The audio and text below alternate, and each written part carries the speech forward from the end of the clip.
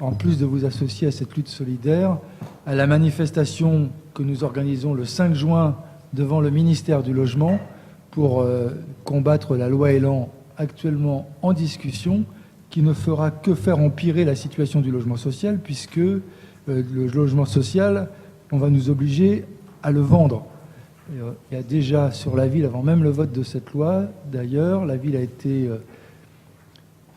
approchée, enfin plus que approchée. Monsieur Apparu, qui après avoir été ministre, maintenant se fait dans la vente du logement social, a été dans le bureau de notre collègue Anne-Laure Pérez avec sa petite mallette et ses plans pour nous dire: est-ce que vous êtes d'accord pour acheter 600 logements, puisqu'ils vendent les 3 tours de la rue Jean Perrin, après avoir déconventionné le logement social de la rue Louis Calmel et commencé à faire des expulsions des habitants parce qu'ils augmentent leur loyer de manière trop forte, nous propose aussi soit de vendre à la découpe, soit qu'on achète en lot ce bâtiment.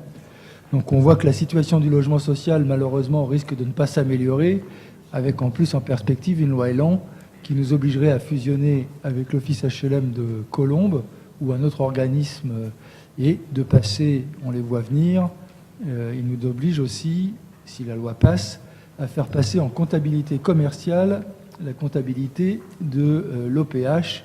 Autant dire que certainement les missions de service public des offices HLM sonnent la fin. Si on passe en comptabilité commerciale, c'est rarement pour garder une mission de service public. Voilà pour ces tristes informations autour de la question du logement. En tout cas, il nous faut réagir parce qu'on recense près d'une quarantaine de personnes logées par le 115 et qui sont susceptibles d'être dans la situation de la famille qui est hébergée ce soir dans l'école à Guado.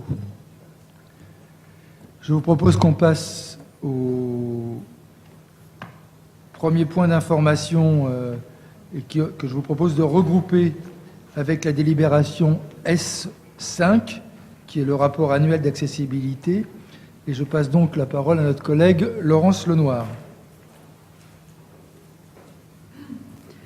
Merci, Monsieur le maire. Mes chers collègues, il me revient, comme chaque année et comme le demande la loi, l'honneur de vous présenter le rapport accessibilité pour l'année 2017. Nous allons y aborder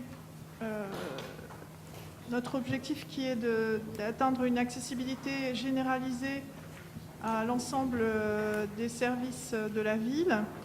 Et donc nous parlerons des travaux réalisés en 2017 pour améliorer le cadre de vie et la voirie, y compris l'agenda d'accessibilité programmé, la DAP, donc je vais y revenir. Ensuite, nous parlerons des actions menées transversalement donc pour contribuer à l'accessibilité de chacun à l'ensemble des services. Et puis, nous aborderons les activités de la commission communale pour l'accessibilité. Donc, c'est l'instance participative en charge de la question du handicap. Donc, en quelques chiffres, à Gennevilliers, sur 44 843 habitants, nous avons 1292 bénéficiaires d'une allocation adulte handicapé et 214 bénéficiaires d'une allocation d'éducation pour enfants handicapés. Et à cela s'ajoutent 143 BPS qui sont des aménagements de scolarité. Voilà, ça représente environ 3% de la population et il faut savoir que c'est en augmentation. Alors, donc les travaux réalisés en 2017, déjà des opérations de voirie dans l'ensemble des quartiers, on en compte 37 qui ont intégré les besoins des personnes en situation de handicap.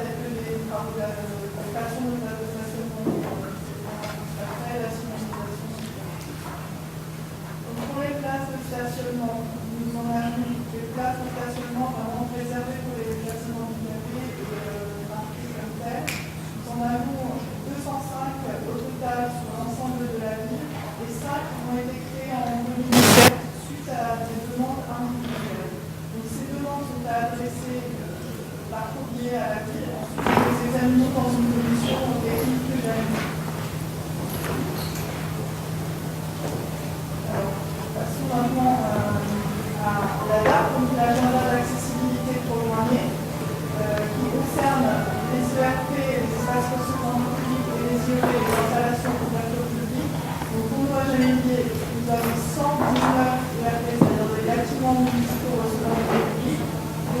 sont déjà attestés accessibles. Et pour les installations ouvertes au public, les IOP, nous en avons 46 au total. Donc 27 espaces verts publics, parcs et jardins, aires de jeux de proximité et 19 plateaux d'évolution sportifs et des parkings extérieurs. Alors donc pour rendre ces sites accessibles aux personnes en situation de handicap, nous devons investir. Et l'engagement qui a été pris auprès de l'État, c'est d'investir au total 7,2 millions d'euros sur une durée de 9 ans, ce qui représente environ une moyenne de 800 000 euros par an. Donc c'est quelque chose de vraiment important. Et en 2017, donc, nous avons présenté le bilan de la première année de mise en œuvre de cet agenda qui, je le rappelle, avait été validé par le préfet le 7 juin 2016. Donc nous avons présenté le bilan première année en commission CCA le 16 novembre 2017, en conseil municipal le 20 décembre 2017. Donc je ne développerai pas ce point ce soir puisque nous l'avons déjà vu. Ensuite, nous avons mis en œuvre en 2017 les registres d'accessibilité. Donc c'est la loi qui nous impose. Ils ont été réalisés électroniquement, puis déployés en format papier courant 2018. Donc, qu'est-ce qu'un registre d'accessibilité? Donc, on vous a mis un exemple. C'est donc un registre qui est à la disposition du public. On en réalise un par site, que ce soit un ERP ou un IOP. Et le contenu, donc, il rappelle le contexte réglementaire, identification de l'établissement bien évidemment, les prestations délivrées dans l'établissement, on y trouve des pièces administratives et techniques, la description des actions de formation destinées aux agents, et puis voilà, différentes mises à jour. Ensuite, donc, hors des bâtiments municipaux, nous avons également cette loi d'agenda d'accessibilité qui s'applique aux commerçants et aux cabinets médicaux. Pour Gennevilliers, nous en comptons 95 au total depuis la loi depuis 2015 et en 2017, 57 dossiers ont été déposés en mairie. À noter qu'il y en avait 31 pour l'OPH de Gennevilliers, concernant par exemple les locaux en pied d'immeuble. Ensuite, nous avons réalisé des actions spécifiques autour de l'autisme. Une mission autisme qui est animée par Christophe Bernier. Et avec lui, nous avons participé symboliquement à la journée mondiale de l'autisme de avril 2017 en passant l'éclairage de la mairie en bleu. C'est une action qui va être par l'église. Nous avons animé une soirée débat autour du film Dernière Nouvelle sur Cosmos en septembre. Et puis le concert du groupe Vertijan qui a eu lieu le 21 avril 2017 avec des artistes autistes. Sur l'autisme, en partenariat avec l'association Les Papillons Blancs qui s'est installée dans notre ville, nous avons organisé des sensibilisations destinées aux agents, notamment de la direction de l'enfance, sur la spécificité des troubles du spectre autistique. Et puis également une activité jardinage par des cellules destinées aux enfants qui sont suivis par cette association, qui s'est déroulée en 3 séances, engagées par les jardiniers municipaux. On passe ensuite aux actions en... Oui, c'est pas tout à fait. Ah d'accord, ouais, très bien. Je me lève ou ça va? Pour ce qui est du sport, donc grâce au dynamisme de notre cher collègue Mohamed Grichy, une action volontaire, voilà, très bien, pour le handisport. On note actuellement, enfin pour 2017, 3 enfants qui étaient accueillis à l'école municipale des sports, 5 personnes accueillies sur des créneaux spécifiques au centre nautique. Ensuite, donc des créneaux d'accès au sport ont été mis en place pour les ESAT du territoire. Vous savez que ce sont ce qu'on appelait avant des entreprises adaptées, donc qui sont situées à Gennevilliers, qui accueillent des adultes handicapés. Donc on a pu leur proposer des créneaux sur nos équipements sportifs. Et enfin, une forte action incitative à l'inclusion dans les sections associatives, notamment basket, tennis, karaté, GRS, équitation. Voilà. Et l'organisation de la semaine handisport. Pour les directions enfance et petite enfance, donc des sessions de formation ont eu lieu qui ont concerné 25 agents de la direction petite enfance. Et sur l'accueil des enfants porteurs de handicap, on progresse puisque en 2017, on en accueillit 11 en accueil de loisirs maternels, 13 en accueil de loisirs élémentaires et 6 en séjour de vacances. Ensuite, donc j'en parlais tout à l'heure, les activités de la CCA, c'est la commission consultative pour l'accessibilité. Donc c'est notre instance participative qui est destinée à recueillir l'avis des habitants sur les projets de la ville, spécifiquement orientés sur la question du handicap. Donc, on s'est réunis 5 fois en 2017 avec la présentation du rapport annuel 2016, la visite du CESAD, les papillons blancs, une déambulation dans le quartier République et la visite de la nouvelle crèche des Petits Chaussons, la visite de l'extension de l'école Anatole France et le bilan de la première année de l'ADAP. Alors, je vous ai retranscrit ici donc, les remarques de la commission lors de la présentation du rapport 2017. Donc les remarques qui ont été faites, c'est l'insuffisance en fait, de mobilisation de la part des commerçants pour se mettre en accessibilité. La question des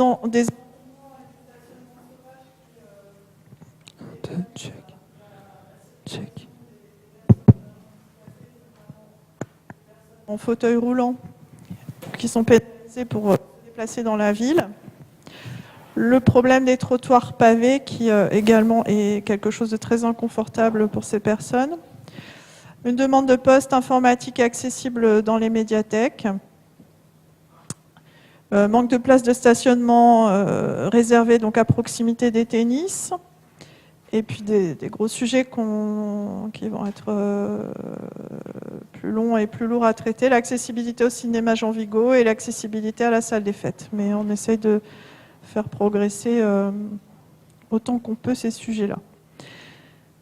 À la suite de quoi, la commission consultative a pris acte du rapport 2017, qui pourra donc, sous réserve de votre approbation, mes chers collègues, être...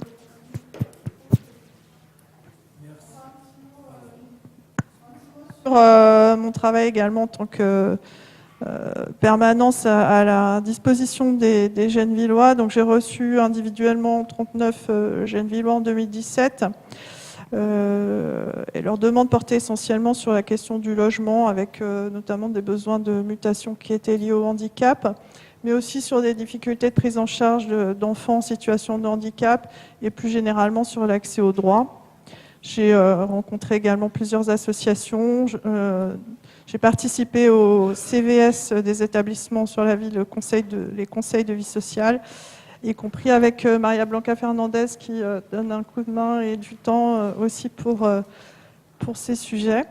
Donc en conclusion, comme vous le constatez, l'année 2017 était bien remplie, mais il y a vraiment beaucoup à faire encore. Donc je voulais remercier les services et mes collègues élus qui ont pris à cœur ce sujet. Les perspectives pour la suite, eh bien, c'est la poursuite de l'ADAP. On a 9 ans pour tout réaliser. Et puis l'accent donc, en 2018 qui sera mis sur la formation des agents pour la prise en charge du handicap. Je vous remercie. Merci. Y a-t-il des questions ou avis sur ce rapport sur lequel nous devons prendre acte ? Je n'en vois pas. Donc on considère, je vous remercie pour ce travail important fait sur le handicap. On a fait beaucoup de travail et malheureusement on sait qu'on a encore beaucoup de travail pour avoir une ville accessible en tout point et en tout lieu. Donc je vous remercie. Le conseil municipal prend acte de ce rapport annuel. Je vous propose de passer à la délibération F1. Monsieur Mériot.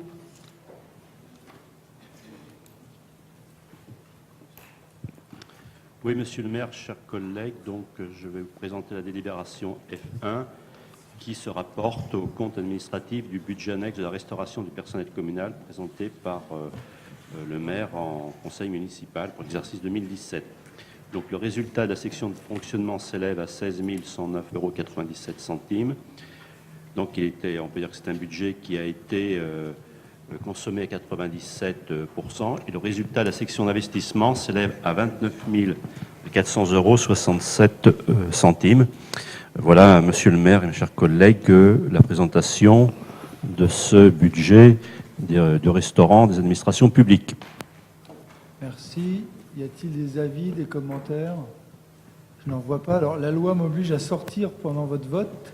Donc, je vous propose, avant que je sorte, que vous élisiez comme présidente de séance Anne-Laure Pérez. Qui est pour la présidence d'Anne-Laure Pérez?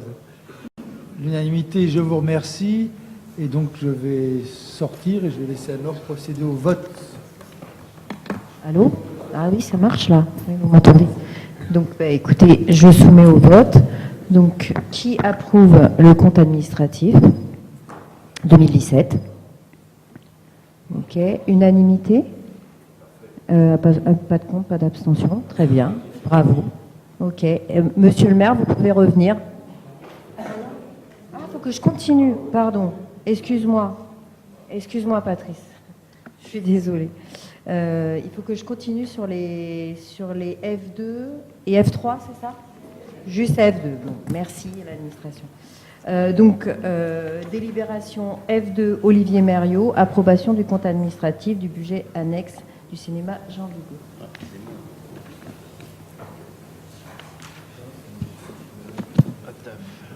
Qui est absent. Voilà.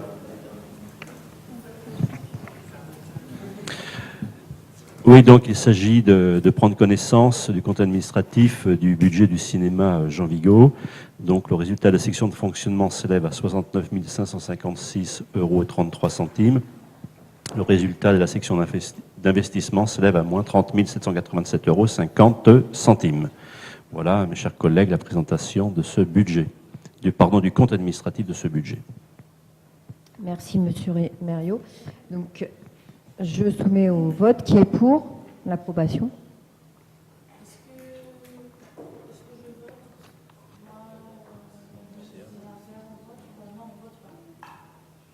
Si tu approuves, oui. Oui, oui. Alors, je reprends. Je reprends. Donc, qui est pour? Qui approuve?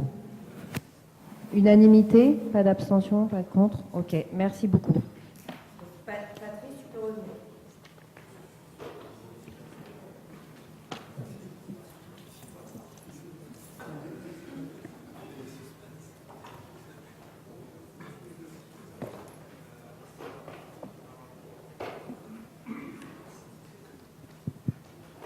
Bien.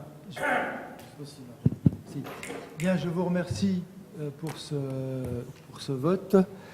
Je vous propose, donc la F1, F2, c'est fait. Je vous propose de passer à la délibération F3. Monsieur Absi. Il s'agit d'arrêter le compte de gestion de trésorier principal du budget annexe de la restauration du personnel des administrations publiques pour l'exercice 2017. Merci. Y a-t-il des questions? Avis? J'en vois pas. Qui est pour?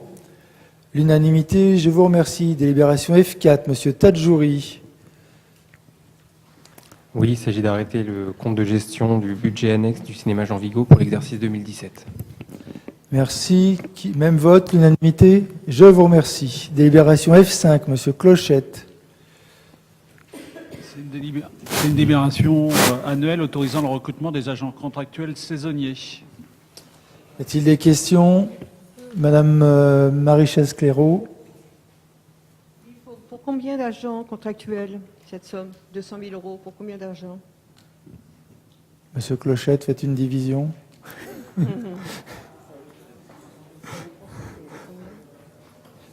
Une cinquantaine. Ce sont 2 mois, c'est ça? Oui. D'autres questions, avis? Merci. Je n'en vois pas. On passe au vote. Qui est pour? L'unanimité, je vous remercie. Délibération F6, Madame Zouaoui. Oui, Monsieur le maire, il s'agit de mettre à jour le tableau des effectifs des médecins, chirurgiens, dentistes et psychologues de la direction municipale de la santé et de la prévention. Merci. Des questions? Je n'en vois pas. Qui est pour? L'unanimité, je vous remercie. Délibération F7, Monsieur Clochette.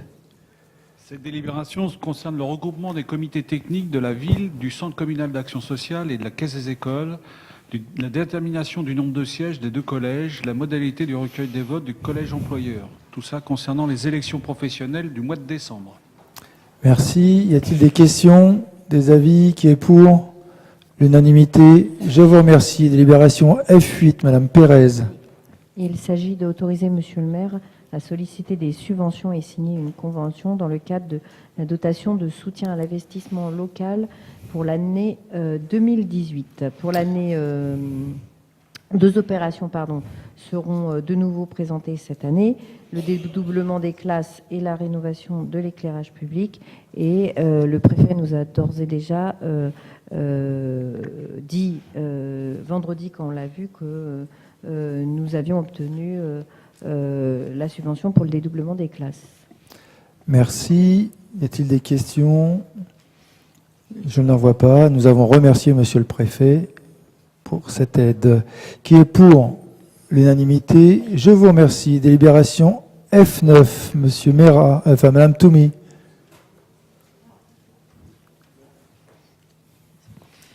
Il s'agit, j'avais pas la liste, au sujet du contrat d'aménagement régional, de demander le financement pour les travaux de restructuration du groupe scolaire Anatole France et l'extension de la restauration scolaire. Merci. Qui est pour? Ah pardon, une question? Madame Fiquet. Alors, pas forcément une question, mais comme pour la délibération précédente, nous voterons pour et nous souhaitons à cette occasion saluer l'engagement de la ville pour les investissements dans ce domaine. Vous demandez peut-être également, Monsieur le maire, des précisions sur la mise en œuvre des dédoublements CP et CE1 voulus par le gouvernement.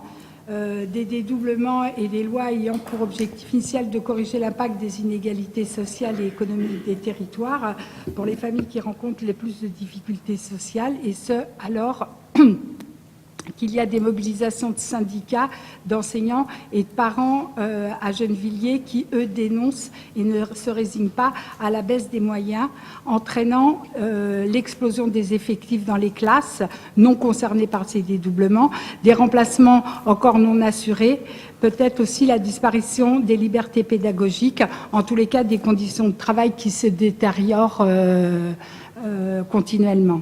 Merci. Merci. Alors pour Monsieur Nkonda. Merci. J'aimerais savoir sur cette délibération quel est le phasage du projet, parce que concernant l'écart, on sait au niveau régional que la ligne budgétaire a été pas mal consommée, qu'il n'y a plus grand-chose. Notre groupe à la région va demander justement du budget supplémentaire sur cette ligne-là. Donc tout ce qui va être demandé pour 2018-2019, ça va être un peu compliqué. Par contre, pour un phasage ultérieur, ça pourrait être bon. Mais donc, pour que le projet soit recevable et qu'il soit alimenté, j'aimerais savoir quel est le phasage du projet. Alors, je ne peux pas vous le donner immédiatement sur le phasage. Jacques Bourgoin, tu l'as, le phasage en tête? Vas-y. Oui. Donc, pour préparer ce dossier, donc, il y a eu un travail des différentes directions avec Monsieur Mera, maire adjoint. Les financements doivent permettre, les financements que l'on a là de l'État, qui sont environ 70% de la dépense pour dédoubler 33 classes. Évidemment, c'est un dédoublement avec des cloisons amovibles et phoniques ce qui permet au fur et à mesure de l'année d'adopter les deux types d'enseignements possibles, soit 2 enseignants dans une classe, soit une classe coupée en 2, sans être obligé de refaire des travaux. Donc l'ensemble de ces 33 classes doivent être traitées en gros pour la moitié entre cet été et la Toussaint, et pour la deuxième moitié de la Toussaint à Pâques prochain.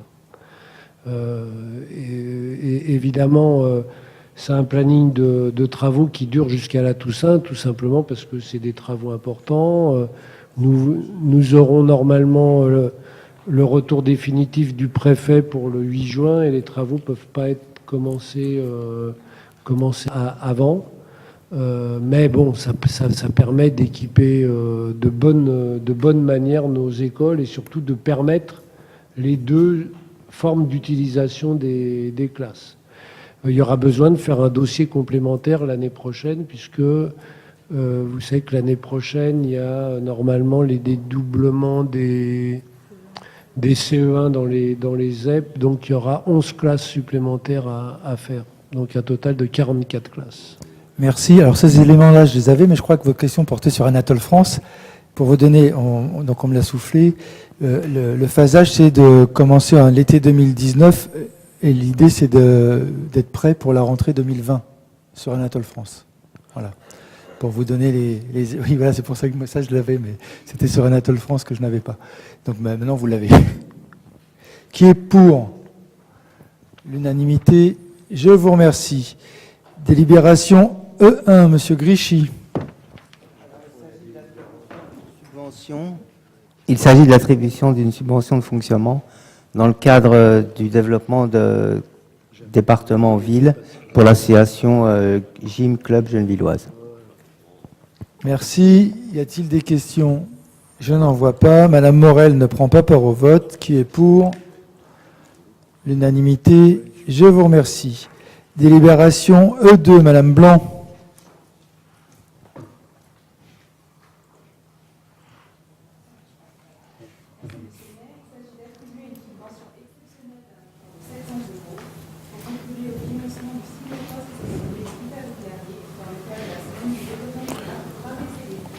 Merci. Y a-t-il des questions? Je n'en vois pas. Qui est pour?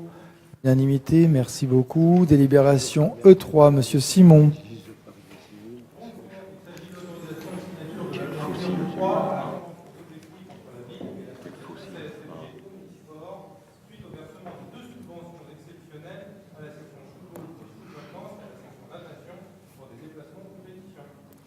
Merci. Merci. Merci. Même vote, l'unanimité.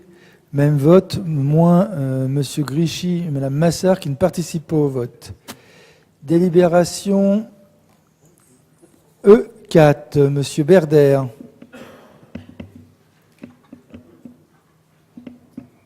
Toi, tu reviens d'Allemagne.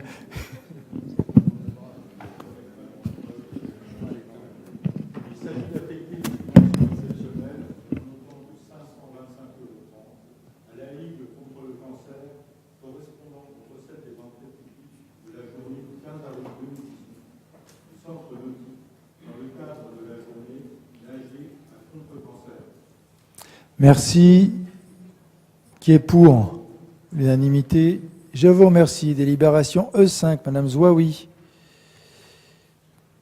Oui, Monsieur le maire, il s'agit d'attribuer une subvention de 18 000 € au réseau de coopération décentralisée pour la Palestine, pour l'achat de billets d'avion pour une délégation de 14 enfants de prisonniers politiques palestiniens encadrés par 3 adultes à l'invitation de la ville de Gennevilliers en juillet 2018 et prise en charge des frais de séjour.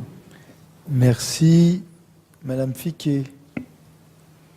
Alors nous voterons bien sûr pour cette délibération, et nous souhaitons préciser que nous sommes associés à toutes les mobilisations qui dénoncent les violences du gouvernement israélien contre le peuple palestinien, violences qui ont fait des dizaines de morts et des centaines de blessés vendredi 30 mars.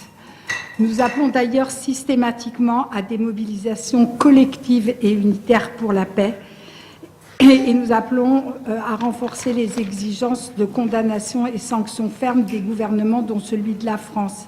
À cet égard, on comprend mieux la campagne engagée il y a quelques mois et relayée par Emmanuel Macron lui-même, assimilant toute critique d'Israël à de l'antisémitisme.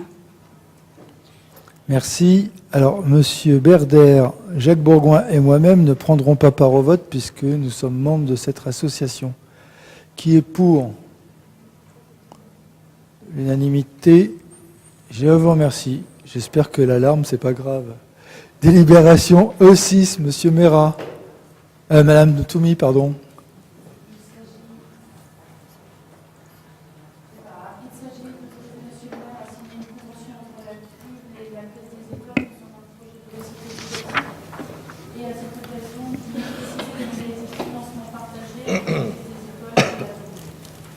Merci. Qui est pour l'unanimité? Je vous remercie. Délibération E7, Madame d'Alcantara.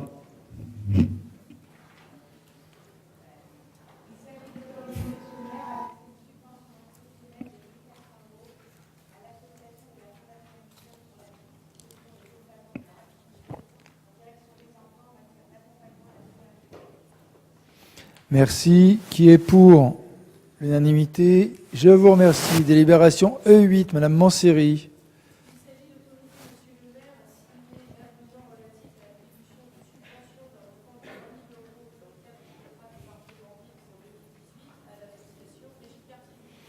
Merci. Monsieur Noël, Monsieur Massalabimi, Madame Zouaoui, Madame Blanc et Monsieur Briffaut ne prennent pas part au vote puisqu'ils sont membres du bureau de cette association. Qui est pour l'unanimité? Je vous remercie. Délibération E9, Monsieur Massalabimi.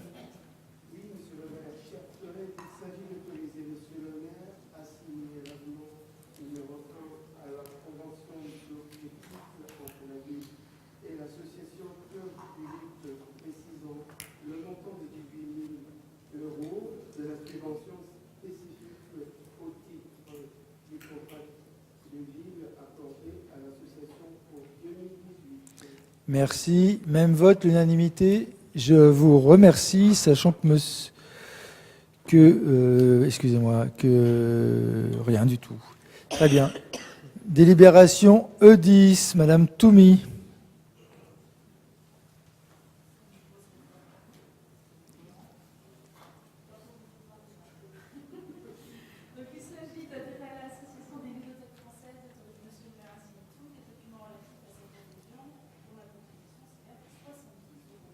Merci, je pense qu'il y a l'unanimité. Je vous remercie. Délibération E11, Madame d'Alcantara.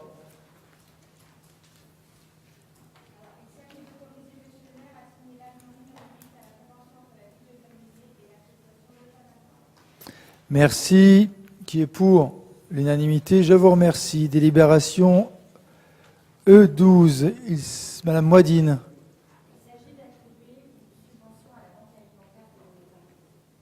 Merci. Madame Fiquet.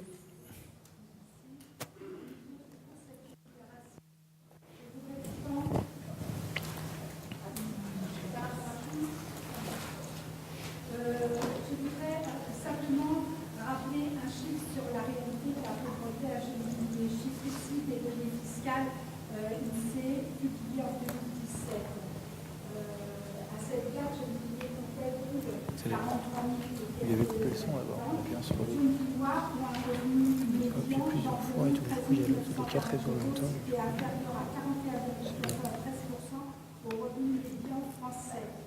Vous dire aussi si la lutte contre la pauvreté, la grande pauvreté, est un enjeu majeur pour notre vie. Je sais bien que c'est compliqué à entendre pour certains, mais Gennevilliers est une ville riche avec une population pauvre. Une des attributions de la banque alimentaire est de fournir en alimentation les épiceries sociales et solidaires. Une mission spécifique a été créée en début de mandat par la majorité municipale. Cette mission est intitulée « Épicerie sociale ». 2 questions. Qu'en est-il de l'avancée de ce projet à mi-mandat? Et deuxième question, Que révèle l'analyse des besoins sociaux de la population de Gennevilliers? Il n'y a pas là de question piège et un point d'information pourrait être proposé ultérieurement lors d'un prochain conseil municipal. Merci. Merci. Une des raisons sur l'épicerie sociale, ça n'avance pas aussi parce que c'est une mission transférée au territoire, enfin une compétence transférée au territoire avec la loi qui est passée et donc qui nous crée des difficultés de coordination. Et il y a eu l'arrêt par Agnières de son épicerie sociale avec laquelle on était associés. Et donc ça nous a fait stopper sur nos avancées diverses et variées conduites par Maria Blanca Fernandez. Mais c'est surtout maintenant que c'est une compétence territoriale, me semble-t-il, si je ne me trompe pas. J'ai oublié de dire sur la délibération E11, Madame Attaf, Madame Komelek-Batsi, Monsieur Tadjouri, Madame Manseri et Madame Toumi n'avaient pas pris part au vote. Sur cette délibération E12, qui est pour l'unanimité, je vous remercie. Délibération E13, Monsieur Boucriche.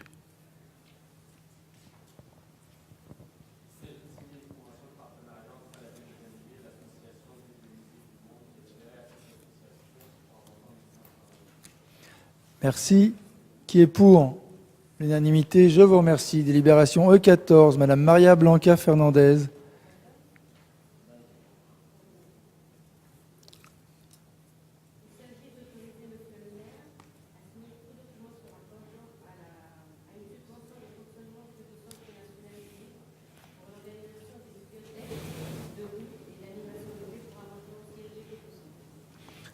Merci.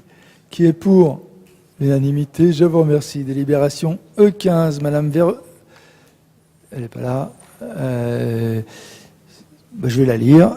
Il s'agit de donner l'autorisation de signature à la convention entre le Conservatoire Edgar Varèse et l'APAC, qui est l'association des parents d'élèves du Conservatoire, pour l'année 2018-2019. Qui est pour l'unanimité? Je vous remercie. Délibération E16, Madame Toumi.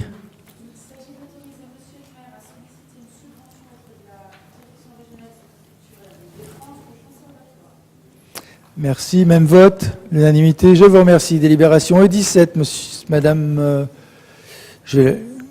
Monsieur Laurent Noël, pardon, je n'ai pas vu.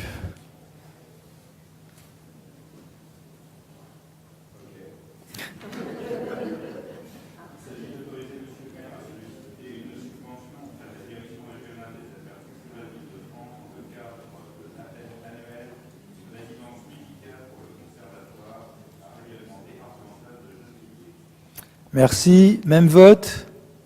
Même vote, unanimité, je vous remercie. Délibération E18, Madame Cancel.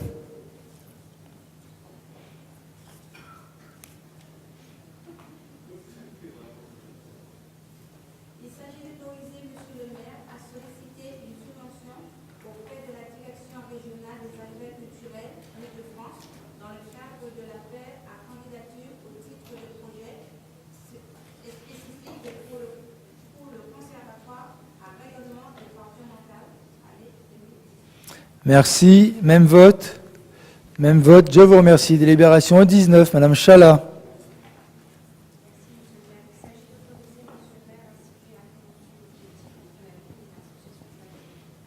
Merci. Même vote. L'unanimité. Je vous remercie. Délibération E20, Madame Manseri.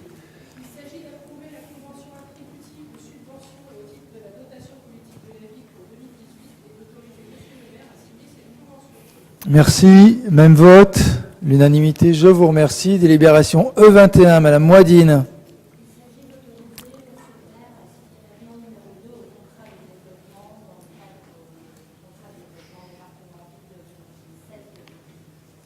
Merci. Même vote. L'unanimité. Je vous remercie. Nous passons aux délibérations dans les S. Délibération S1, Madame Zouaoui.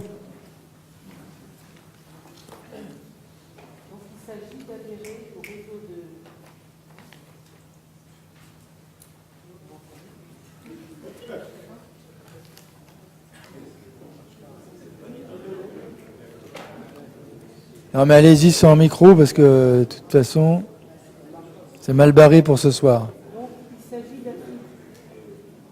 S'il vous plaît. Il s'agit donc d'adhérer au réseau des acheteurs de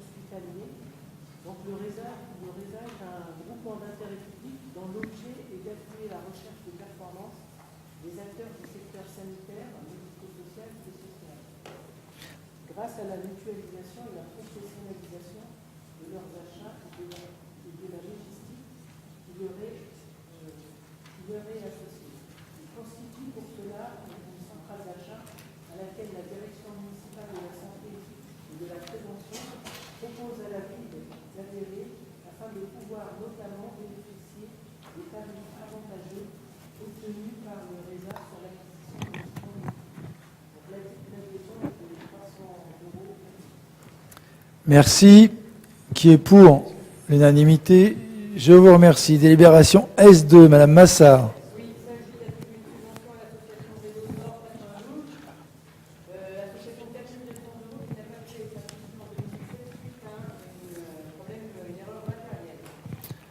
Merci. Qui est pour l'unanimité? Je vous remercie. Délibération S3, Madame Manséry. Il s'agit de signer la nouvelle convention d'objectifs entre le Conseil départemental des Hauts-de-Seine et la ville de Gennevilliers pour l'exercice 2018, donc d'autoriser la signature par le maire de la convention d'objectifs. Et je profite juste rapidement de cette délibération pour vous rappeler le combat que ça a été pour obtenir un renouvellement du conventionnement pour cette année, donc manifestation au conseil départemental, devant le CPEF. Tout ça pour quand même obtenir un conventionnement, mais toujours sur des missions qui sont réduites de plus en plus année par année, puisque on se doute bien que le conseil départemental a pour objectif de réduire le service public sur tout ce qui est planning familial et services de prévention publique. Et donc, je vous invite toutes et tous, parce qu'à mon avis, on va reprendre le combat bientôt, puisque c'est des coups de boutoir qui sont donnés tous les ans à cette mission de service public. Donc, j'espère vous retrouver dans les prochaines mobilisations pour le centre de planification d'éducation familiale et aussi pour les PMI qui sont dans la même situation. Merci. Qui est pour l'unanimité? Je vous remercie. Délibération S4, Madame d'Alcantara. Oui, il s'agit d'autoriser Monsieur le maire à signer l'avenant numéro 4 à la convention d'objectifs entre la ville de Gennevilliers et l'association Office communal pour l'animation gennevilloise et l'initiative des retraités. Agir. Merci.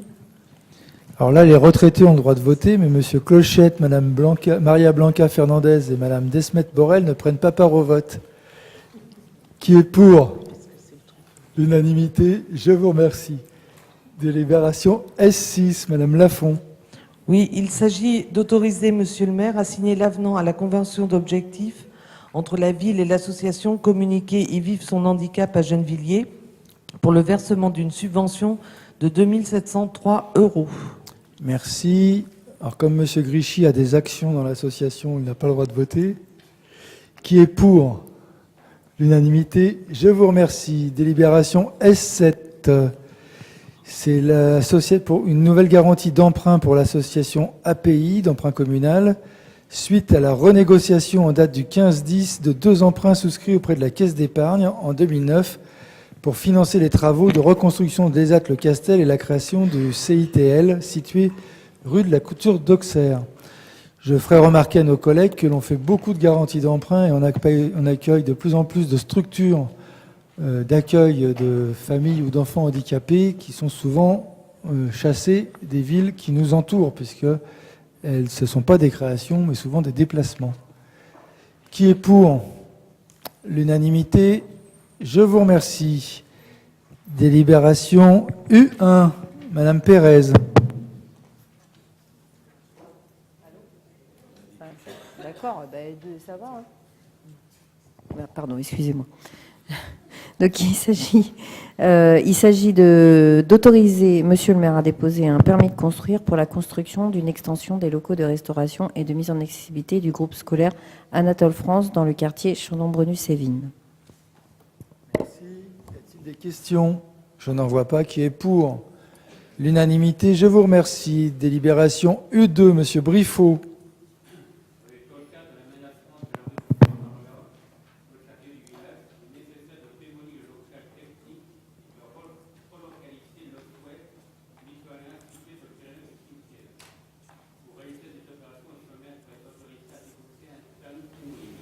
Merci.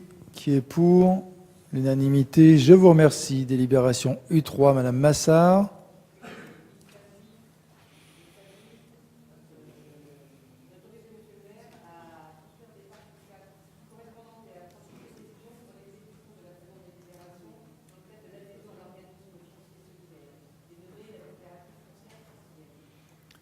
Merci. C'était le mien qui était... Qui est pour? L'unanimité. Je vous remercie. C'est une initiative nouvelle qui sera intéressante parce qu'elle va nous permettre de faire baisser le prix d'achat encore, mais aussi de faire en sorte que les gens n'achètent plus le foncier. Délibération U4, Monsieur Ourson. Oui, Monsieur le maire, chers collègues, il convient de passer un avenant de pure forme avec l'association Solia qui gère les départements 75, 92 et 95 dans son triennal relatif à l'amélioration de la vie et l'adaptation de l'habitat. Le libellé actuel de son article 4, modalité de versement de la contribution financière, doit en effet être mis en conformité pour pouvoir procéder au paiement semestriel de la prestation. Merci. Qui est pour?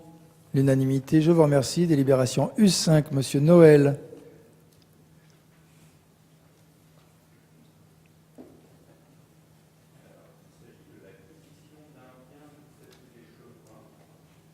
C'est un micro virtuel.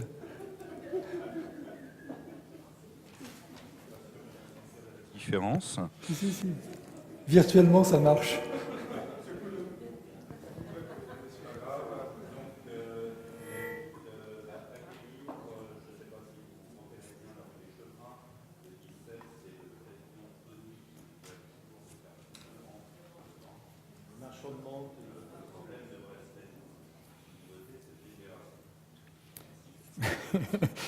Merci. Qui est pour?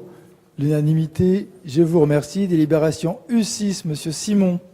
Oui, il s'agit d'autoriser la signature de l'avenant à la convention pluriannuelle entre la ville de Gennevilliers et la mission locale afin de procéder au versement de la subvention provenant du département des Hauts-de-Seine. Merci. Donc 3 200 €. Madame Fiquet.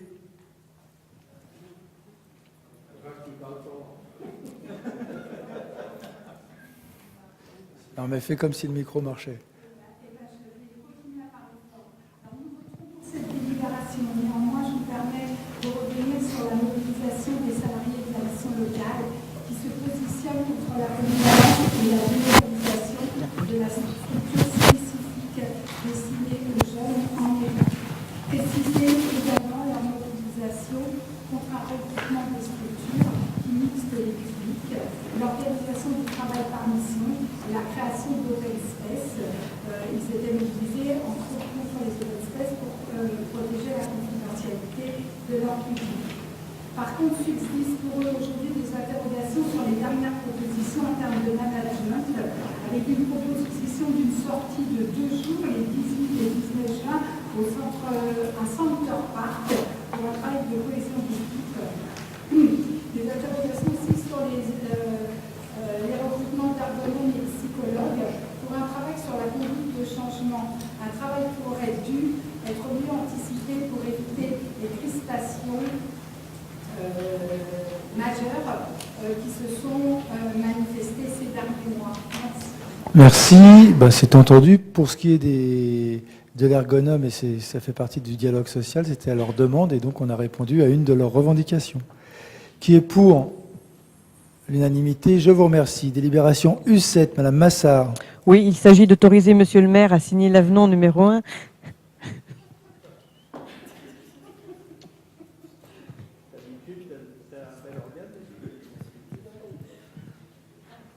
À la convention d'objectifs entre la ville et l'association Interval, relatif à l'attribution d'une subvention de fonctionnement de 28 754 € et d'une subvention d'un montant de 9 000 € dans le cadre du contrat de ville pour l'année 2018.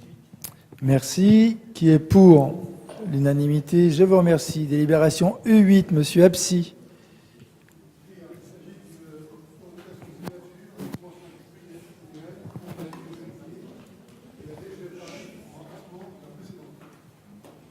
Merci. Qui est pour? Pardon. Il y a des questions? Non. Qui est pour? C'est parce que je voyais personne bouger, c'est pour ça. L'unanimité, je vous remercie. Délibération U9, Madame Massard.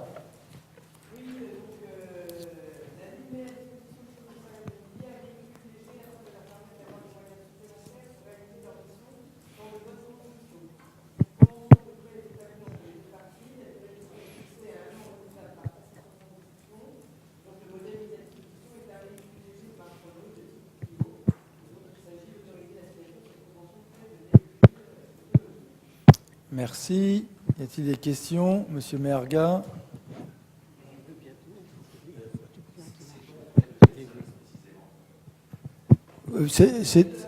C'est un véhicule, on prête, puisqu'il y avait beaucoup de retours, comme quoi le commissariat n'avait pas assez de véhicules, et donc ça va servir surtout à dégager les véhicules sérigraphés, fiés, pour leur permettre d'aller en activité, et ça servira surtout à la commissaire et aux autres agents pour leur déplacement.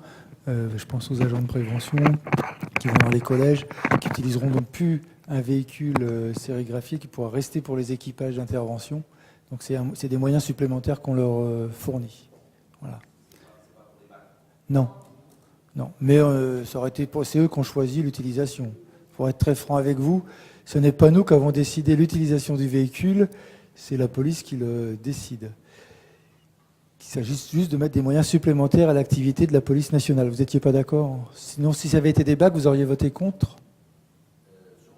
Oui, d'accord. Oui. Non, mais je pose la question.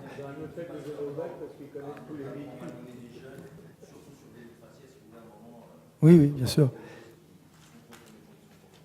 Oui, mais peut-être que ce n'est pas la structure qui est en cause, mais les comportements, et qu'il faudrait arriver à changer les comportements pour que la police fasse son travail de manière raisonnable.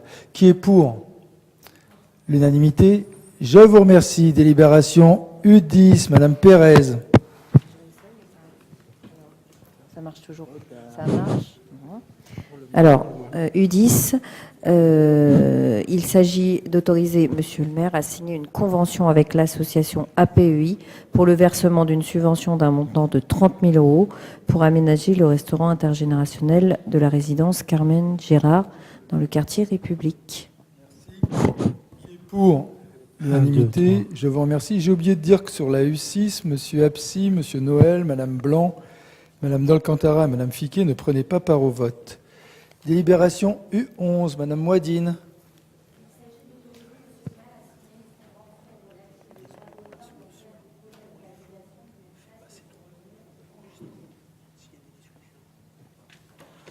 Merci. Qui est pour l'unanimité? Je vous remercie. Nous allons donc passer aux vœux avec une présentation du premier vœu sur la question du massacre contre le massacre fait aux Palestiniens. Monsieur Berder.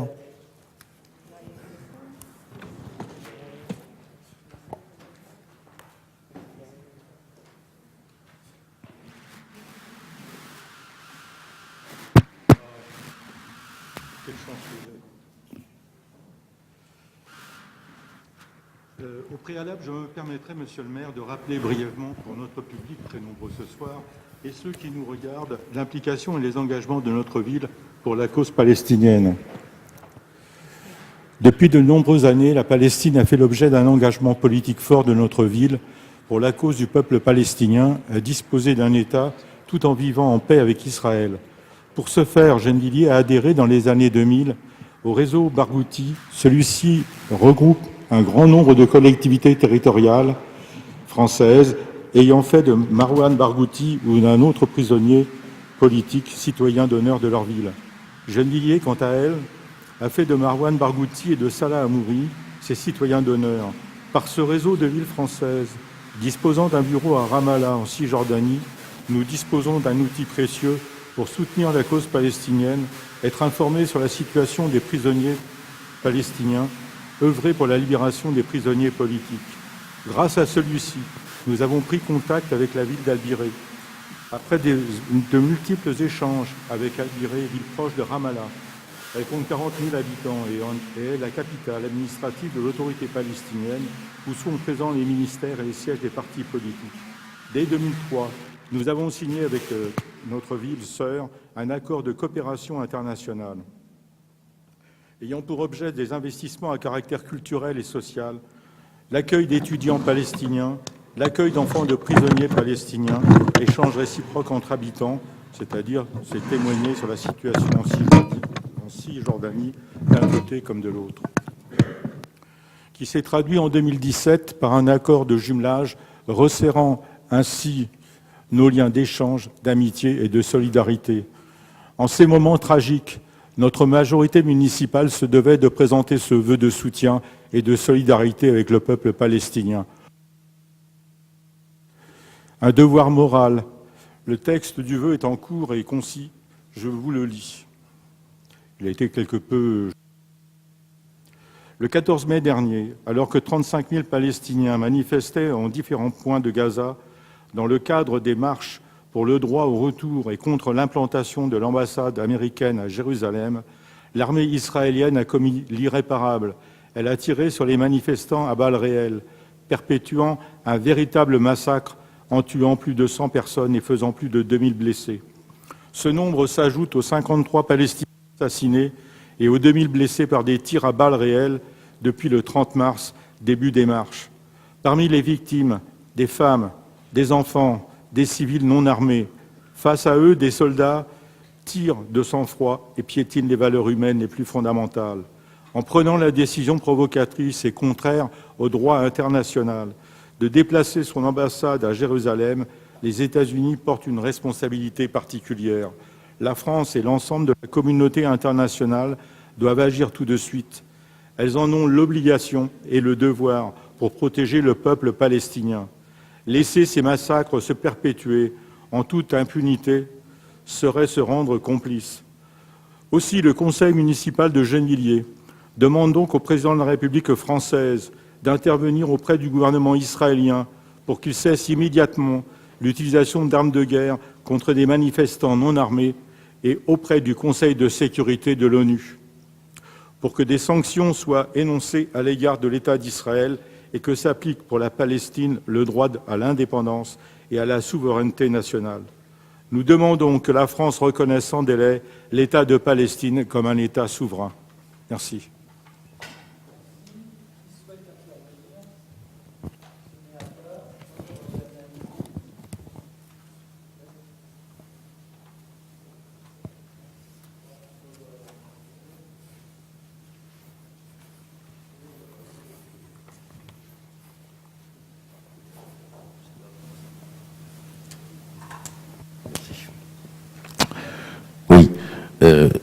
Bien entendu que nous voterons favorablement pour ce vœu, mais une fois encore, l'État terroriste israélien piétine le droit international et le droit du peuple palestinien. Une fois encore, ces barbares assassinent en toute impunité, dénient totalement l'existence même d'un peuple qui a le droit aussi à avoir son territoire, à avoir des revendications. Et je me demandais si dans nos grandes civilisations européennes, une armée, une police tirait à balles réelles sur des manifestants, quel émoi nous aurions à travers le monde, eh bien, ça peut se passer tranquillement en Palestine. On peut assassiner tranquillement des Palestiniens et continuer ainsi à dire c'est compliqué, c'est une situation complexe. On ne peut pas revendiquer de défendre le droit du peuple palestinien sans être traité d'antisémite, j'en passe. C'est une situation qui reste très critique et qui, tant qu'elle ne sera pas réglée au long cours, posera des problèmes au monde entier. J'exprime au nom de notre groupe toute la solidarité et toute notre humanité auprès du peuple palestinien.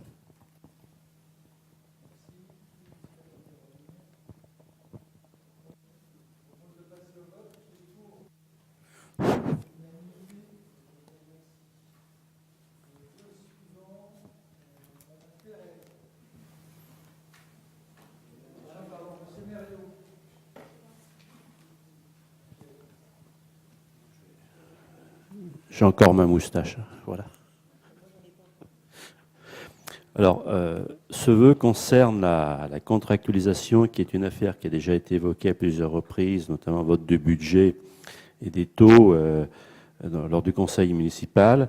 Et cette affaire de contractualisation rentre bien dans la réduction des dépenses de l'État imposées aux collectivités. Alors c'est aussi de faire payer le déficit de l'État, c'est dans la continuité de la baisse de la DGF. Et puis c'est aussi surtout une affaire pour amoindrir le service public délivré par les collectivités en direction des usagers, des habitants et du tissu aussi associatif. Alors je vous donne lecture de ce vœu. Des décisions lourdes et menaçantes pour l'avenir de nos communes sont à nouveau en passe d'être prises par le président de la République et son gouvernement, qui vont encore réduire et supprimer des services et des activités pour les usagers. Le maire de Gennevilliers était reçu par le préfet le 10 avril dernier. L'État va imposer des contrats, des pactes financiers avec les communes qui s'engageraient à... Leur budget de fonctionnement ne pourra pas augmenter de plus de 1,2%. Il n'y a pas de marge de négociation. Que la ville signe ou pas le contrat, des sanctions financières seront appliquées en cas de non-respect de celui-ci. Ce diktat gouvernemental n'est pas acceptable pour plusieurs raisons. C'est une remise en cause inacceptable de l'autorité communale. Il ne tient pas compte des programmes municipaux adoptés par la population. Il ne permet pas de bien gérer, par exemple, embaucher des médecins au CMS qui pourraient nous être interdits, car en augmentant le budget de fonctionnement, alors que cela non seulement répond à un besoin des habitants, mais en plus réduit le déficit du CMS, car un médecin rapporte plus de recettes qu'il ne coûte. C'est aussi une remise en cause de la décentralisation au profit d'une gestion technocratique. Les habitants de Gennevilliers et des autres communes de France ont-ils trop de services culturels, de restauration scolaire, d'aide aux personnes âgées, de services sportifs de santé, d'espaces verts et de crèches? Nous ne pouvons pas résoudre à cet affaiblissement des services publics locaux vis-à-vis des habitants.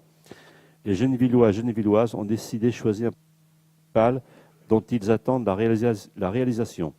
Cette remise en cause du pouvoir des communes de gérer leurs recettes et leurs moyens financiers est une régression grave vers la recentralisation qui permet à l'État de décider à la place des communes de ce qui est bon pour les habitants. L'Association nationale des maires de France, des régions de France, l'Assemblée des départements de France s'associent dans une même protestation contre la contractualisation et appellent le président Macron et le gouvernement au dialogue. Face à la gravité de la situation, le conseil municipal de Gennevilliers appelle le président de la République et le Premier ministre à supprimer toutes ces mesures.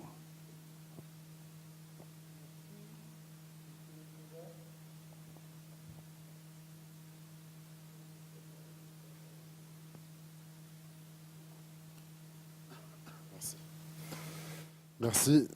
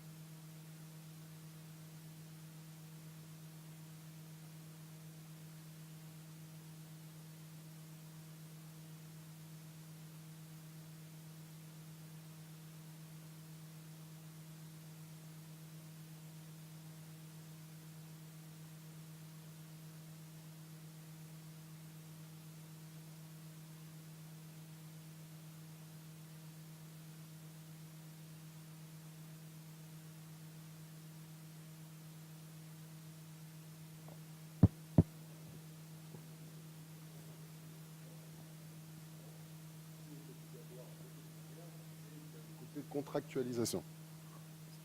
Merci. Il y a le côté contractualisation. Et là, effectivement, la contractualisation n'est pas obligatoire. Mais dans tous les cas de figure, le fait de maîtriser les dépenses de fonctionnement, c'est un aspect qui est obligatoire par la loi. Donc ça veut dire qu'on peut estimer que la partie contractualisation revêt un aspect symbolique.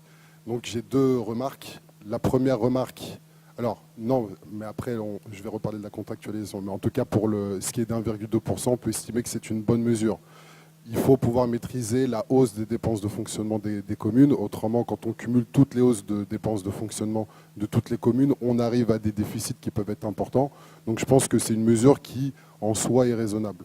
En revanche, la partie contractualisation, le fait qu'on contractualise fait que les pénalités seraient moindres si on ne respectait pas les 2%. Il faut être très précis. La contractualisation, elle n'agit que sur les pénalités. Donc en ne prenant pas la contractualisation aujourd'hui, en ne votant pas pour cette contractualisation, ça veut simplement dire que si on ne respecte pas les 1,2% et qu'on va au-delà, la pénalité va être plus importante. Donc, c'était un simple rappel sur ce que dit la loi, sauf erreur de ma part, mais c'est ce que j'en ai compris. Ça veut dire simplement, alors, par rapport à l'avis du groupe, c'est qu'effectivement, il faut que les 1,2%, les dépenses de fonctionnement soient maîtrisées. Ce n'est pas la fin des services publics. Tout ce que vous dites, il y aura toujours. En revanche, la partie contractualisation, on va voter pour ce vœu, parce qu'en fait, de notre côté, on est également contre ce mouvement de recentralisation de la gestion des collectivités. On est pour justement l'autonomie des collectivités, dont la ville de Gennevilliers. Sachez que la ville de Gennevilliers sera loin d'être la seule commune à refuser la contractualisation. Ça va être le cas pour les départements, régions, etc. Donc il fallait simplement préciser un peu le cadre de tout ça. Il y a deux aspects. Il y a l'aspect de respecter les 1,2%, et ça c'est qui est contrat ou pas.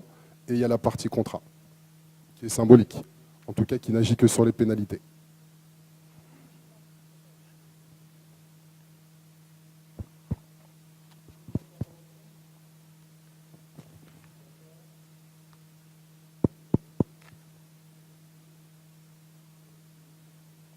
Je ne comprends pas l'intervention de M. Nkonda, vous êtes conseiller régional.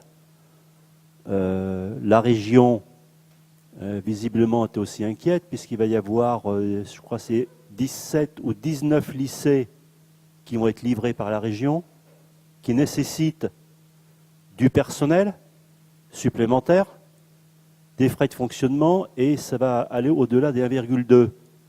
Donc, ça pose bien quand même une question de fond, qui est une volonté de réduire les dépenses publiques. Est-ce que la région pourra ouvrir tous ces lycées? C'est la question que moi aussi je me pose sur cette question-là. C'est bien de répondre aux besoins des populations. Voilà pourquoi l'ensemble des élus, notamment des associations et du tissu associatif, dénoncent le caractère injuste de cette loi.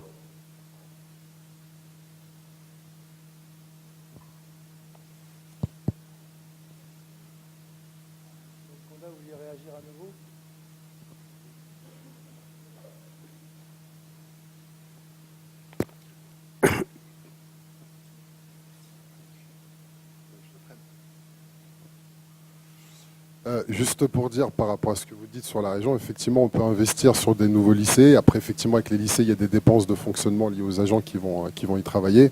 Mais on peut tout à fait aussi à côté réduire les dépenses de fonctionnement et c'est ce que s'astreint à faire la région. Mais je maintiens, l'aspect contractualisation ne jouera que sur les pénalités. Voilà. En ne prenant pas la contractualisation, ça veut simplement dire que la ville de Gennevilliers a confiance en sa gestion et qu'elle sait qu'elle ne dépassera pas les 1,2% qui sont prévus par la loi. Donc il ne faut pas tout mélanger. Vous aimez bien enrober plein de choses et ramener de l'idéologique, mais en l'occurrence pour ce cas-là, c'est ça de ce dont il s'agit.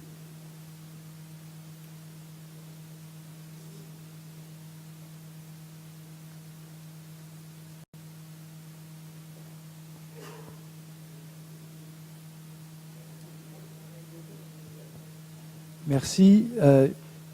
Oui, c'est à la fois idéologique et très pratique. C'est-à-dire qu'on est contre la limitation, contrairement à vous, visiblement, d'après ce que j'ai pu entendre. Vous êtes pour limiter les hausses de budget de fonctionnement à 1,5%. Donc nous sommes, c'est ce que j'ai 1,2. Enfin, nous, on est autorisé à faire 1,5 à Gennevilliers. Mais déjà, ce principe-là, on est contre, puisque c'est une mesure complètement technocratique qui n'a pas de sens. Non mais d'accord, mais la loi, je vous dis que cette loi n'a pas de sens. Je vais vous donner un exemple. Si au CMS, je veux développer l'activité du CMS, si je veux faire baisser ses coûts résiduels, c'est les charges pour la ville, il faut embaucher des médecins. Les médecins rapportent plus que ce qu'ils ne coûtent. Cette loi absurde fait que si j'embauche un médecin pour augmenter mes recettes de manière plus importante que mes dépenses, ça m'est interdit parce que cette loi ne regarde que les dépenses et ne regarde pas les recettes. C'est l'absurdité. Deuxième chose dans l'absurdité de cette loi. La loi fait que quand le territoire auquel nous avons, par la loi, envoyé toutes nos compétences aménagement, si le territoire doit faire de l'aménagement pour la ville de Gennevilliers et que le territoire dans les accords fait que ce soit la ville de Gennevilliers qui rembourse ce qui est au territoire, ce qu'il aménage chez nous. S'il fait de l'investissement, nous ne pouvons pas rembourser le territoire sur l'investissement, nous sommes obligés de le rembourser par du fonctionnement. Et donc ça va casser la dynamique de fonctionnement de collectivités locales entières, parce que c'est... Troisième exemple sur l'absurdité de cette loi. En Seine-Saint-Denis, il s'avère qu'il y a plusieurs villes qui n'ont pas de baisse de leur budget, qui ont reçu plus d'argent en recettes, parce que, pour une part, il est pris en compte les difficultés de ces villes et des difficultés de vie des populations. Et ils ont donc des recettes de fonctionnement plus importantes. L'absurdité, c'est qu'ils ne peuvent pas dépenser cette somme-là qu'ils ont en plus, puisque la loi les empêche de faire plus. Alors, ils ont droit à 1,5 comme nous, mais ils n'ont pas le droit de faire plus. C'est la raison pour laquelle même que nos collègues et d'ailleurs vont contractualiser pour que leur pénalité soit moins importante. C'est-à-dire, au lieu de payer 75% de leur dépassement, au lieu de payer 100% de leur dépassement, ils n'en paieront que 75%. Je ne sais pas si vous voyez l'absurdité de cette loi technocratique qui vous semble juste, qu'on se dise il ne faut pas plus de 1,2 à l'échelle du pays, donc on fait ça ville par ville. C'est d'une absurdité terrible pour les collectivités locales. Enfin, dernier point, les collectivités locales sont en rien responsables du déficit de l'État, puisque les collectivités locales sont obligées d'avoir des budgets équilibrés. Ils sont obligés d'avoir des budgets équilibrés, sinon c'est le préfet qui prend la main. Et donc on se retrouve dans une situation, c'est à l'État de faire ses efforts sur ses chapitres à lui, et de trouver des recettes. Peut-être que plutôt que de rogner sur les dépenses en service public, il pourrait travailler sur les recettes d'argent qu'il distribue par ailleurs à tir sur l'ISF, sur des tas de domaines comme ça. Donc on a des exemples importants. L'absurdité, elle va très loin. Sur les critères de Maastricht, par exemple, sur quoi on est bloqué? C'est le vœu suivant sur la SGP. C'est les 3% de Maastricht, pas autre chose. Il y a besoin d'investir pour plusieurs générations sur 100 ans de région Île-de-France. Pour cette raison absurde des 1,2% à l'échelle des collectivités et de l'État pour tenir les critères de Maastricht, on va décaler quelque chose qui permet d'améliorer la qualité de l'air, la qualité de vie des gens. Donc moi je crois que, oui c'est idéologique, vous avez raison, mais on n'a pas la même notion de l'idéologie. Je vous propose qu'on passe au vote maintenant, qui est pour l'unanimité. Je vous remercie. Alors ce coup-ci c'est Anne-Laure Pérez pour le vœu numéro 3. Et toujours sans moustache. Donc, le vœu numéro 3 veut pour que le gouvernement respecte les engagements pris pour la réalisation du Grand Paris Express. Donc, Patrice a déjà commencé à expliquer ce qu'était ce vœu. En janvier dernier, le 26 janvier plus précisément, le Premier ministre a réuni près de 200 élus franciliens concernés sur le sujet du Grand Paris Express. Et donc, il a expliqué à ces élus que les travaux seraient plus compliqués que prévu d'un point de vue technique. En réalité, il semble que ce soit surtout l'argument financier européen qui amène le gouvernement à freiner brutalement la mise en chantier des travaux, car l'emprunt contracté par l'État comptera dans les critères de Maastricht pour la Société du Grand Paris. Ainsi, pour ne pas dépasser les 3% de déficit préconisés, le gouvernement préfère étaler les travaux dans le temps plutôt que de répondre à l'urgence des problèmes de transport que subissent au quotidien des millions de franciliens. Donc il faut savoir que la Société du Grand Paris est dans une sous-administration publique, enfin dans est une administration publique, mais avec une comptabilité nationale. Et donc c'est pour ça que la Société du Grand Paris est obligée de répondre aux critères de Maastricht. Donc cela fait plus de 10 ans que l'État, la région Île-de-France, les départements et les communes travaillent et ont abouti à un consensus sur le projet de réseau unique au monde. Ce projet a également été concerté et explicité auprès des habitants de la métropole. Et vous savez le nombre de réunions que nous avons organisées ici même dans cette salle depuis des années et sur les deux quartiers des Agnettes et des Grésillons. En 2015, la région Île-de-France s'est engagée dans le financement d'un vaste plan de rénovation et d'extension des lignes existantes, plan doté de plus de 7 milliards d'euros, donc pour accompagner aussi l'arrivée du Grand Paris Express sur l'Île-de-France. Cette mobilisation a pour ambition de répondre au défi de l'augmentation continue de la population en région parisienne et de son attractivité économique. À l'heure où les déplacements de banlieue à banlieue sont devenus majoritaires, le besoin de projets d'envergure et d'investissement de l'État pour les transports en Île-de-France est criant, après 30 ans d'inaction en la matière. Aujourd'hui, dans une totale opacité, le gouvernement travaille à une forte réduction des coûts. Cela passe par un décalage dans le temps. On nous disait pour la gare des Agnettes 2027. Aujourd'hui, on nous prévoit 2030 et on se doute que ce sera peut-être plus loin encore dans le temps. Voire la suppression de certaines portions de ligne, ce qui revient à sacrifier des territoires par rapport à d'autres. De plus, cette baisse des coûts se traduira également par une baisse de la qualité des gares de banlieue et le non-respect des engagements pris avec les collectivités locales dans la réduction des aides aux populations subissant les travaux. Nous sommes encore en négociation, par exemple, sur la gare des Agnettes pour essayer d'avoir le maximum d'aide et de réparation pour les travaux que vont subir la population des Agnettes pendant 10 ans. Le conseil municipal de Gennevilliers refuse cette dérive grave qui préfère respecter l'autorité prônée par Maastricht plutôt que de faire un investissement d'avenir indispensable pour nos générations et celles du futur. C'est pourquoi, le conseil municipal de Gennevilliers appelle le gouvernement à revenir sur ses annonces et à respecter les engagements initiaux de l'État pour la réalisation du Grand Paris Express et des nouvelles infrastructures métropolitaines de transport. Le conseil municipal de Gennevilliers demande le respect du calendrier initial de travaux des stations du Grand Paris Express aux Agnettes et aux Grésillons pour 2027.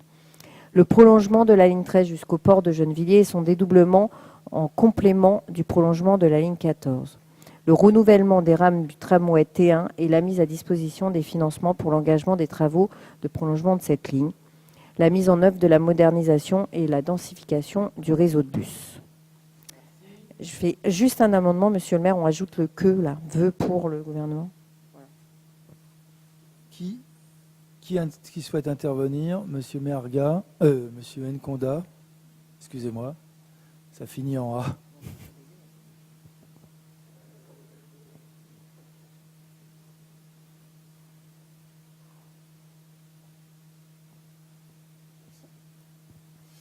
Alors, notre groupe va voter ce vœu pour plusieurs raisons.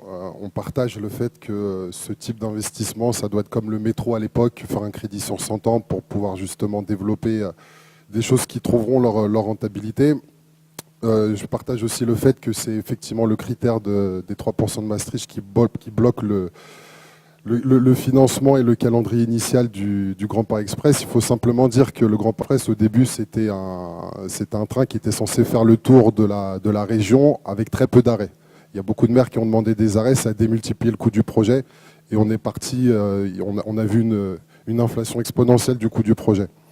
Le vœu que vous faites aujourd'hui, on en partage le contenu, mais j'ai bien peur que ce soit un vœu pieux, mais il faut quand même le faire.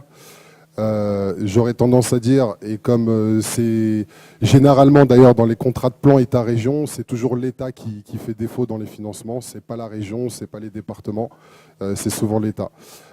Pour ce qui est du Grand Paris Express, ce qu'il faudrait ajouter peut-être dans le vœu, c'est de dire que le Grand Paris Express n'a de sens que si on boucle la ligne 15. Parce que le vrai cœur du projet du Grand Paris Express, c'est le fait de faire tout le tour. Et c'est la ligne 15 qui est sur ce tour-là.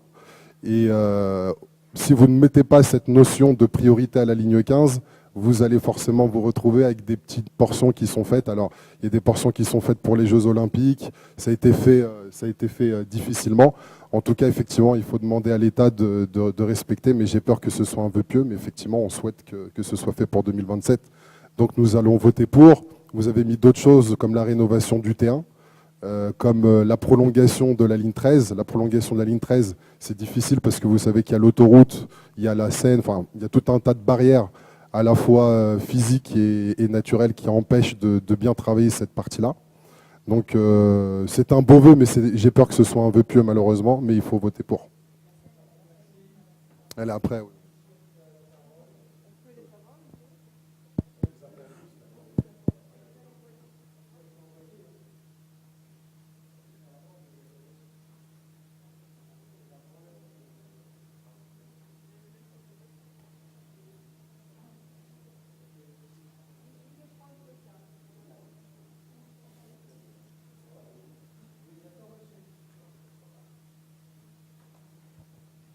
Alors, je vous prie de nous excuser parce que normalement vous auriez dû les recevoir. On va vous en donner, mais c'est un peu tard.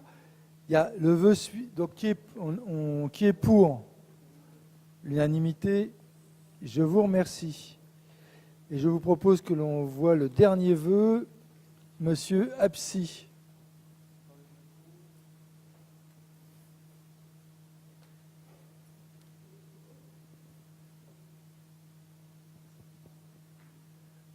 Alors, ce vœu concerne la diminution des subventions de l'État à la mission locale de Gennevilliers. L'État, par l'intermédiaire de la direction régionale des entreprises, concurrence, de la consommation, du travail et de l'emploi, a unilatéralement baissé ses subventions à la mission locale de Gennevilliers, moins 32 000 €. La ville de Gennevilliers s'élève contre cette mesure, alors même que la mission locale remplit un rôle essentiel dans l'insertion des jeunes en difficulté sortis du système scolaire. Cette décision, concomitante à l'espoir suscité par la remise du rapport Borloo qui entendait réinvestir les quartiers politiques de la ville, confirme le choix du gouvernement et du président de la République de leur tourner le dos. Ainsi, loin de faire de l'emploi des jeunes de ces quartiers une priorité, elle montre que le gouvernement réserve une priorité des crédits consacrés à l'emploi et à l'insertion aux territoires les moins en difficulté au détriment des villes les plus populaires, et ce, aux seules fins d'améliorer les résultats affichés de sa politique. Car cette baisse est la conséquence d'une modification des modalités de financement des missions locales, une modification qui profite aux villes les plus favorisées, avec la réduction de la part du contexte socio-économique local dans ce financement au profit de la performance des missions locales. Ainsi, cette année, dans les Hauts-de-Seine, seule la mission locale du territoire Rive-Seine, qui comprend Courbevoie, Puteaux, Neuilly, Levallois, Bois-Colombes, la Garenne-Colombe, bénéficiera d'un bonus lié à sa performance en 2017 et d'une augmentation de près de 9% de ses crédits, même qu'elle ne couvre aucun quartier classé prioritaire au titre de la politique de la ville. À l'opposé, les missions locales de Gennevilliers verront leur financement baisser de 35% du territoire en QPV. Nanterre, 33% de son territoire en QPV. Et Colombes, 19% de son territoire en QPV. Une telle carabistouille, pour reprendre les termes du président de la République, ne saurait constituer une politique de l'emploi responsable et cohérente en direction des quartiers populaires. La ville de Gennevilliers demande donc à l'État de revenir sur cette annonce inique. Je vous remercie.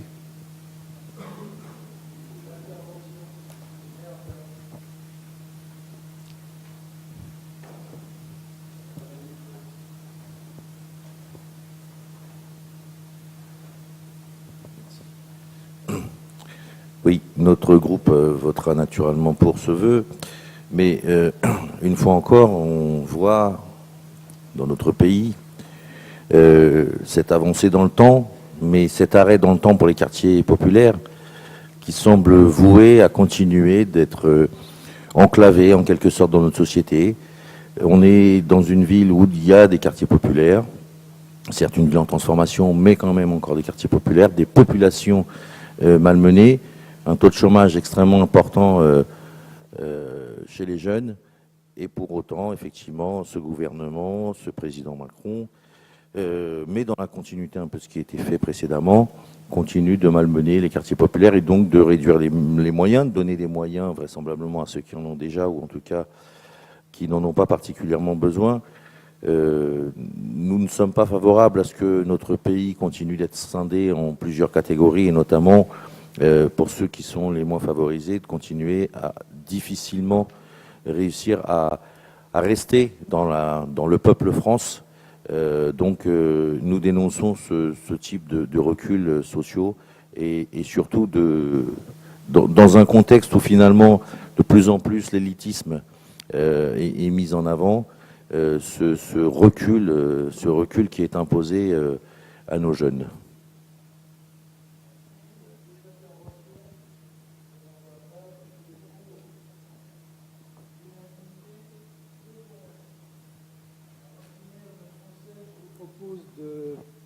Prendre acte des décisions municipales. Est-ce que vous êtes d'accord pour en prendre acte? Je vois que oui. Je vous remercie. Et notre prochaine séance aura lieu le 27 juin 2018 à 20 h. Merci et bonne soirée.